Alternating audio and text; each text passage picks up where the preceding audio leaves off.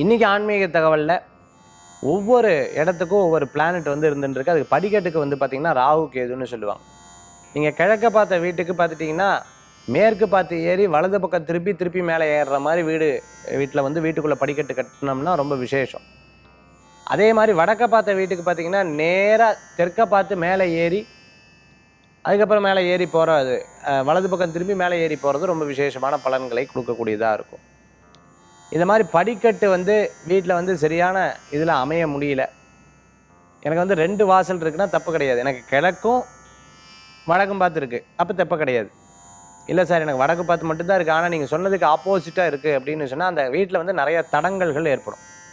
நிறைய தடங்கல்கள் ஏற்படுறதுக்கு இது வாஸ்து ரீதியான இந்த குறைபாடு இருக்குது. இதுக்கு என்ன பண்ணணும் சார்? கட்டியாச்சு, வேறு வழி கிடையாது. There is no another option. இதுதான் எங்களோட ஆப்ஷன். நான் ஃப்ளாட்டில் இருந்துட்டுருக்கேன், but they give like this.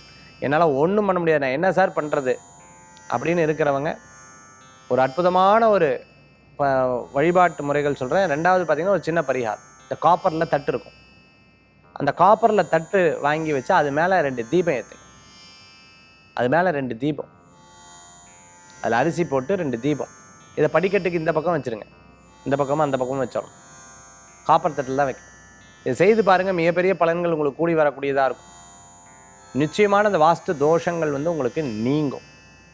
சரி, எங்கள் வீட்லேயே அந்த தட்டுக்கு வாங்கலாமா? இல்லை, சின்ன தட்டாக புதுசாக வாங்கிக்கோம், நல்ல அற்புதமான பலன்களை கொடுக்கக்கூடியதாக இருக்கும். தீபம் வந்து மண் சுட்டி தீபம் வச்சுக்கிறது ரொம்ப நல்ல பலன்கள். இல்லை கேப்பர்லேயே சின்ன விளக்கு இருந்தாலும் அது வாங்கிக்கலாம், ரொம்ப அற்புதமான பலன்களை கொடுக்கக்கூடியதாக இருக்கும். இது வாஸ்து ரீதியாக இருக்கக்கூடிய படிக்கட்டு சம்பந்தமான விஷயங்கள். ஸ்டேர் கேஸ்லாம் இருந்துருக்கோம், அந்த படிக்கட்டு சம்பந்தமாக இந்த தோஷங்கள்லாம் இந்த நான் சொன்ன வழிபாட்டு மூலமாக மிகப்பெரிய மாற்றம் இருக்கும். மீண்டும் சந்திப்போம். வேல்வேல் முருகா, வெற்றிவேல் முருகனுக்கு அரகரோகரா.